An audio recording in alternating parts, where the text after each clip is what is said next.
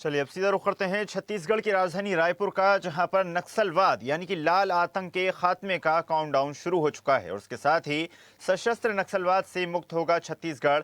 सरकार के प्रयास लगातार जारी हैं और इसी क्रम में एक बड़ी सफलता भी हासिल हो रही है। नक्सलवाद के खात्मे का काउंटडाउन शुरू हो चुका है। 31 मार्च तक सशस्त्र नक्सलवाद से मुक्त होगा छत्तीसगढ़। सरकार ने की थी 31 मार्च को नक्सल समाप्ति की घोषणा। केंद्रीय गृह मंत्री अमित शाह ने नक्सल उन्मूलन का लक्ष्य दोहराया। बड़े कैडर के नक्सलियों ने किया सरेंडर। मुख्य धारा से जुड़ रहे बड़ी संख्या में नक्सली।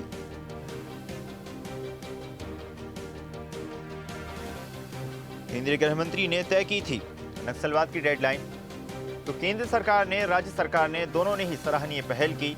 प्रयास किए गए, सुरक्षा बलों ने जी तोड़ मेहनत की, जिसके पश्चात अब सफलता मिलती दिखाई दे रही है। लाल आतंक से मुक्त होने जा रहा है छत्तीसगढ़। सशस्त्र नक्सलवाद से मुक्ति मिलेगी। बड़ी संख्या में नक्सली सरेंडर कर चुके हैं, जिनमें इनामी नक्सली भी शामिल हैं। महिला कैडर्स ने भी मुख्य धारा में शामिल होने का फैसला लिया। और जिस प्रकार केंद्र सरकार ने 31 मार्च 2026 तक लाल आतंक यानी कि नक्सलवाद के खात्मे की डेडलाइन तय की थी, उसके काफी नजदीक अब सरकार पहुंच चुकी है।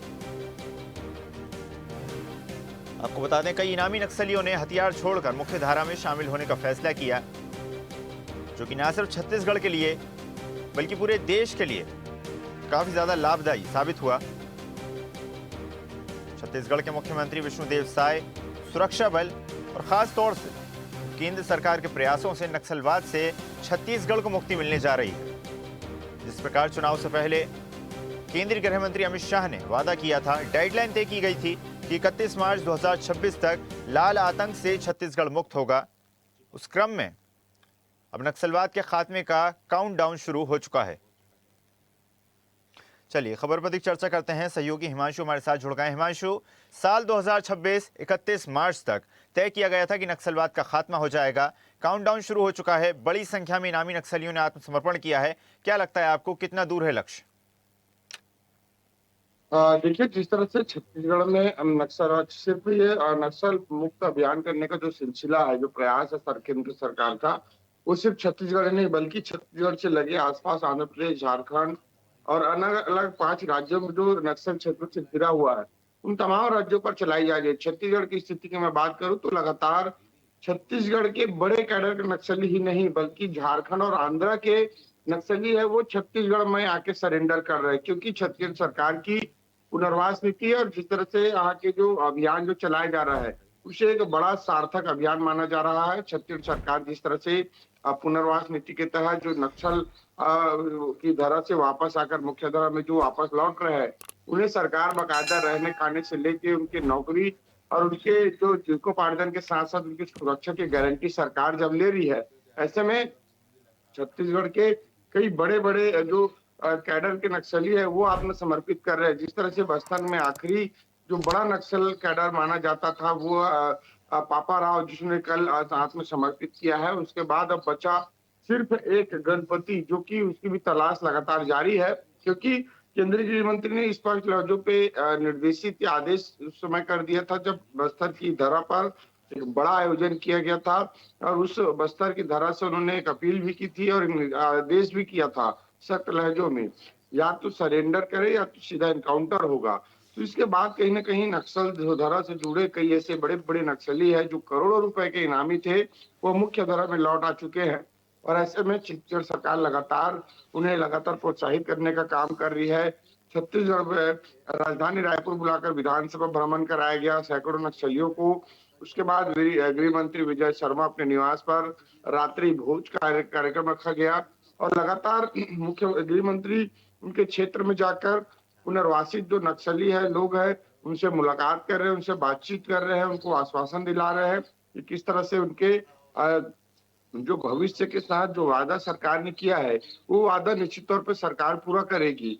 तो कहीं ना कहीं लगातार छत्तीसगढ़ से अब नक्सल अंतिम और खात्मे पर है और सरकार की जो तमाम नीतियां हैं वो धरातल पर पहुंचना शुरू हो चुका है। लगातार जो नक्सलियों से उन जो आत्मसमर्पित नक्सली है उनसे भी फीडबैक लिया जा रहा है। सरकार, हमने देखा बीते दिनों विधानसभा में गृह मंत्री ने एक एक करके बातचीत की, तो किसी ने अपने बच्चे की पढ़ाई की चिंता की, तो कोई स्कूल की चिंता की, तो किसी ने मकान की चिंता की, तो किसी ने जीविकोपार्जन के साधन की चिंता की। तो ऐसे अब उन तमाम आत्मसमर्पित नक्सलियों से भी सरकार बातचीत कर रही है, उनके अनुरूप सुविधा मुहैया कराने की बात कर रही है, उनके हिसाब से सरकार एक और प्लानिंग रोडमैप तैयार करेगी ताकि जिस मकसद से वो मुख्य धारा पर लौटे हैं उन्हें मायूस न होना पड़े और सरकार की मंशा को भली भांति उसको समझना पड़े और आत्मसात कर सके। तो कुल मिलाकर छत्तीसगढ़ से अब 31 मार्च को डेडलाइन दिया गया है। 31 मार्च बेहद करीब है।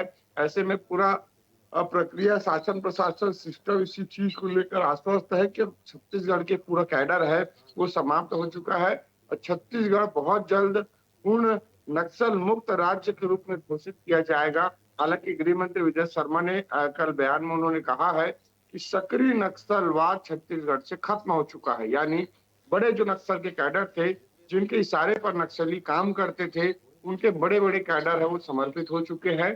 तो ऐसे में गृह मंत्री यह मानकर चल रहे हैं कि छत्तीसगढ़ से सक्रिय नक्सलवाद खत्म हो चुका है। ऐसे में पूर्ण रूप से इसका खात्मा कब तक हो, इसके बाद सरकार के विजन है वो धरातल पर कब तक इम्प्लीमेंट हो सके, कब तक तमाम जो योजनाएं जा सके।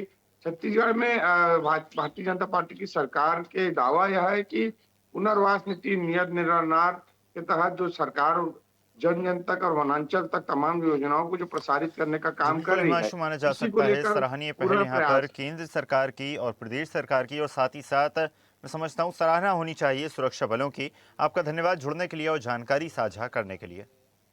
और ऐसी ही ताजा खबरों के लिए लाइक, फॉलो और यूट्यूब पर सब्सक्राइब कर बेल आइकन जरूर दबाइए और हर अपडेट के लिए विजिट कीजिए स्वदेशलाइव.com।